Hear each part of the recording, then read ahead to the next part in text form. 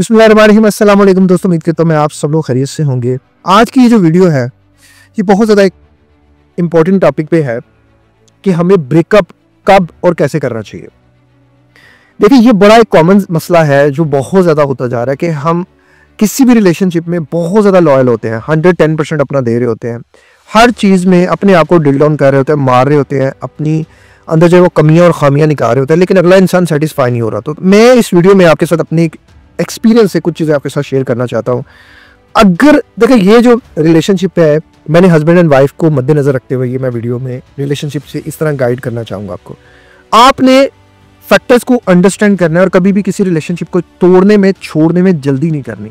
अगर आप जल्दी करेंगे ना तो कल को आपको बहुत ज़्यादा अजियत में रहेंगे। आप सोचते रहेंगे। साफ दिल इंसान कैसे सोचता है, ओवर थिंकर कैसे सोचता है, ओवर थिंकर कैसे चलता है और कैसे उस बेचारे के लिए पूरी ज़िंदगी फिर अजियत बन जाती है। आपने उस अजियत से कैसे बचना है कि एक अजियतनाक रिलेशनशिप को कैसे आपने ब्रेक डाउन करना है, ताकि उस ब्रेकअप के बाद आपको कभी ज़िंदगी में अगर ख्याल आए कि मैंने गलत किया, मुझे उस रिलेशनशिप को नहीं तोड़ना चाहिए था, तो आपके पास 1000 रीजंस होने चाहिए। ये रीजंस आपको उस टाइम पे आपके माइंड को, क्योंकि हमारा जो माइंड होता है वो इन्फॉर्मेशन को डिलीट कर देता है, वो ऑटोमेटिकली उसी इन्फॉर्मेशन को याद रखता है जो इन्फॉर्मेशन उसको ज़रूरी लगती है। तो आहिस्ता आहिस्ता जब वो आपको उसकी यादें आएंगी तो फिर आपके पास एक स्ट्रॉन्ग इन्फॉर्मेशन होनी बड़ी ज़रूरी है। देखिए, मैं एक चीज़ जानता हूँ कि जो बंदा फितरतन धोखेबाज है ना, वो एक बार तो धोखा देगा, वो बार बार धोखा देगा। आप उसे बार बार पकड़ेंगे ना, तो इसमें आपका फ़ायदा है। एक तो अल्लाह की नज़र में भी आपका रुतबा ज़्यादा हो जाएगा, मकाम ज़्यादा हो जाएगा। दूसरा, उस इंसान का मुकाम आपकी नज़र में कम हो जाएगा। जो आपने गलती नहीं करनी वो इंशाल्लाह मैं आपको बताने की कोशिश करूंगा। यहाँ एक बात करते हैं, अगर किसी की वाइफ खुदा ना खास्ता उस बंदे पे चीटिंग कर रही है तो उसने करना क्या। सबसे पहली चीज़ ये, फर्ज करें कि आपने एक दफ़ा पकड़ लिया। आपने जब पकड़ा, बच्चे हैं या नहीं है वो अलग सिनेरियो है। अगर बच्चे हैं तो वो हो सकता है वो आपसे माफ़ी मांगे, आप माफ़ कर दें। वो दूसरी दफ़ा हो सकता है, इस दौरान हो सकता है कि वो सच्ची तौबा कर लें और अल्लाह से जुड़ जाएं और अपना रास्ता बदल लें। लेकिन अगर वो नहीं जुड़ेंगी तो वो दूसरी गलती ज़रूर करेंगी। वो दूसरी गलती करें, दूसरी दफ़ा आप पकड़ें, फिर माफ़ कर दें, तीसरी दफ़ा माफ़ कर दें, चौथी दफ़ा, पांचवी दफ़ा, छठी दफ़ा, अब वो इंसान नहीं सुधरने वाला, अब वो इंसान नहीं बदलने वाला। लेकिन आप फिर भी 1% की उम्मीद पर चलेंगे। 10 दफ़ा पकड़े, 10 दफ़ा माफ़ कर दें, 11वीं दफ़ा आपने जहाँ पकड़ा है वहाँ प्रूफ इकट्ठा कर लें। आपके पास एक प्रूफ होना बड़ा ज़रूरी है। उस प्रूफ को पहली बार देखें और डिलीट कर दें अल्लाह की रज़ा के लिए। फिर दूसरी बार उस प्रूफ को फिर इकट्ठा करें, फिर डिलीट कर दें। तीसरी बार आप वो प्रूफ अपने पास रख लें।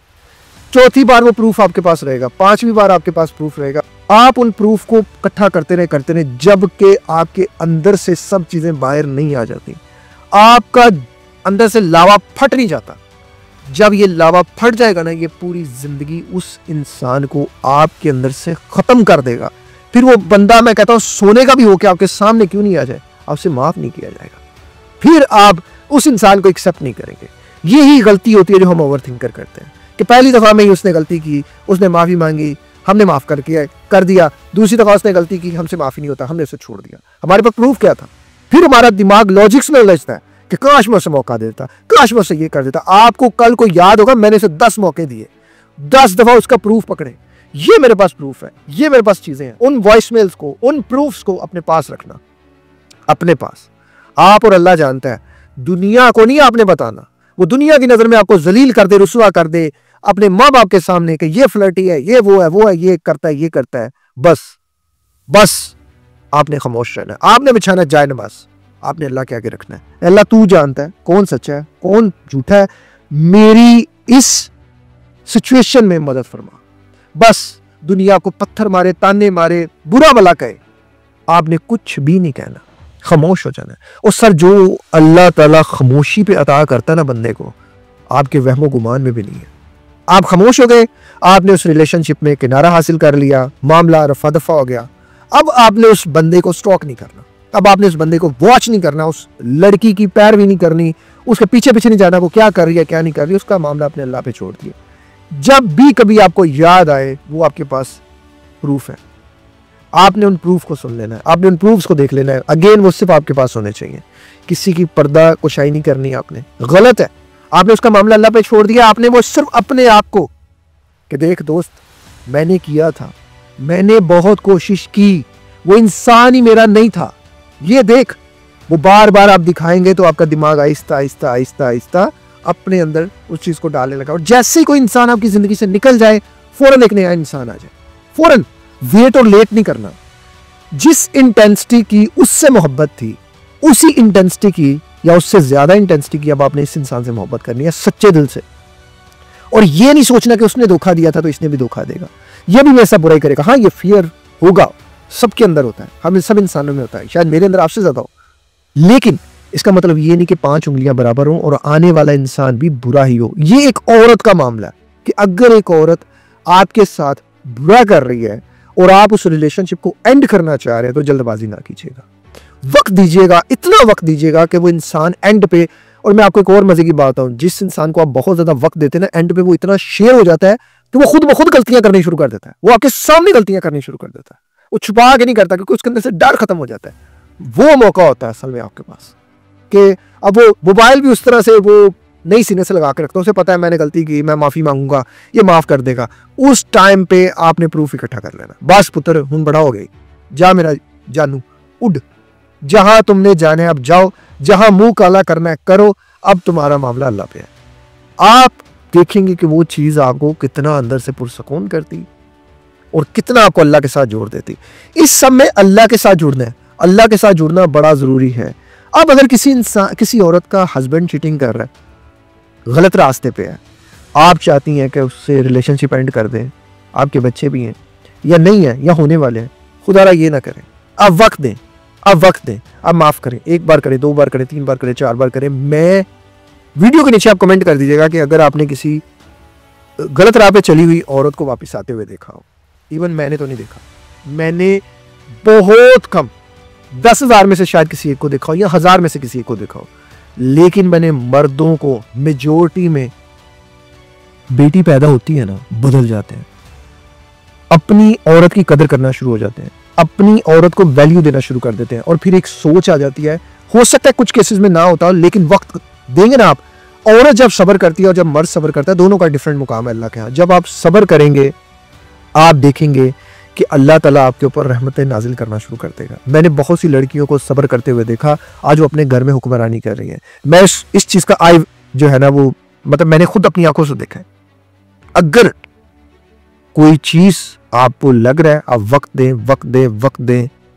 और अगर आपको पता चल गया कि नहीं यार, इस इंसान को वक्त देना भी, अगर वो शराबी है, अगर वो जानी है और वो आखिरी हद तक चला गया है, फिर भी आप एक दफा वक्त देकर देखें। जैसे मैंने औरत के मामले में कहा कि उसके मामले में ढील दे, मर्द के मामले में थोड़ी सी ढील दे दें, बहुत ज्यादा नहीं अगर देनी, थोड़ी सी तो लाजमन दें और वक्त का इंतजार कर लें। बेटी के होते बहुत से मर्द मैंने बदलते और सुधरते देखे। कोई ऐसी सोच, कोई ऐसी चीज मर्द को बदलने में बहुत अहम किरदार अदा करती है। मर्द का बदलना बड़ा, ये कोई गैर मामूली अमल नहीं है। औरत का बदलना, औरत की तौबा जब होती है ना, फिर वो 7 वलियों की माँ बनती है। इतना अल्लाह उसको मर्तबा होता है, ऊपर देता है, लेकिन उस बेचारी से तौबा हो ही नहीं पाती।